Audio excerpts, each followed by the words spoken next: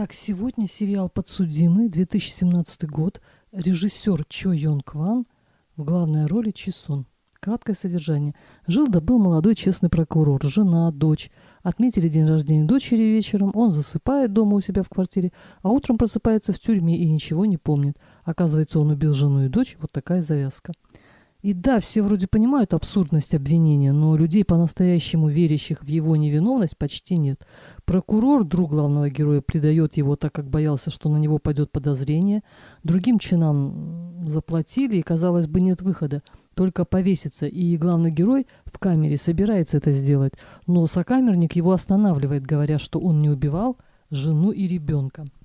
В финале справедливость восторжествует, все будут разоблачены и наказаны, дочь главного героя найдена. Единственное, что омрачает финал, так это смерть жены.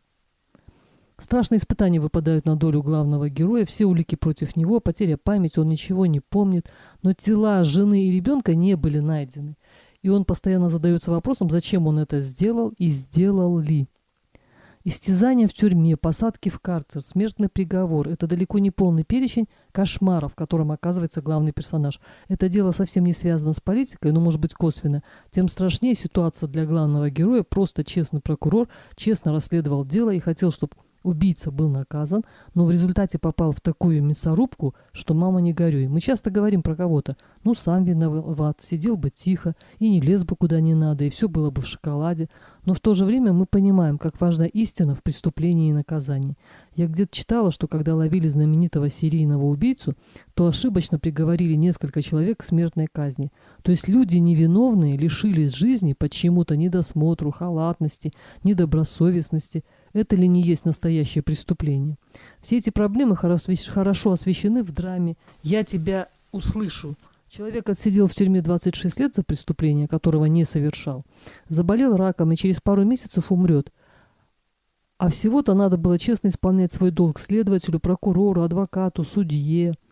Тело жены, которую якобы убил муж, так и не было найдено. Это ли не причина усомниться в виновности подозреваемого? Но нет, все отмахнулись, и в результате сломана жизнь ни в чем невиновного человека.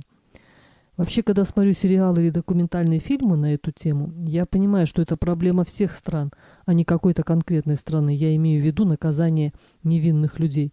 Неужели нельзя обобщить весь печальный международный опыт и разработать методику, из которой следует, что если есть вероятность в 0,001%, что подозреваемый невиновен, дело должно быть дорасследовано или приостановлено. Умереть страшно, жить не менее страшно, начиная с детского сада.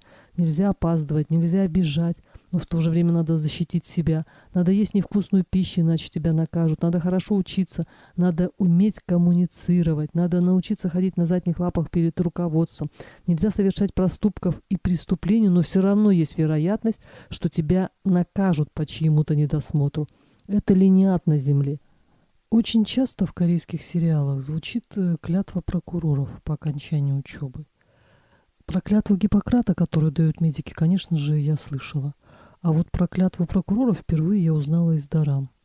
Многие, наверное, забывают эту клятву в суете будней, а кого-то подкупают, чтобы он забыл о ней, а на кого-то оказывают давление.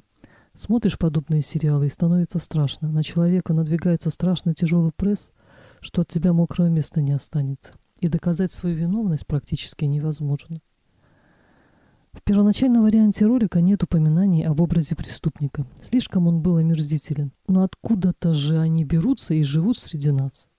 Неравенство внутри семьи, когда деспотичный глава семейства постоянно выказывал предпочтение одному из двух близнецов, а второго гнобил, выработало в обиженном вселенскую злобу к отцу, да и к людям в целом.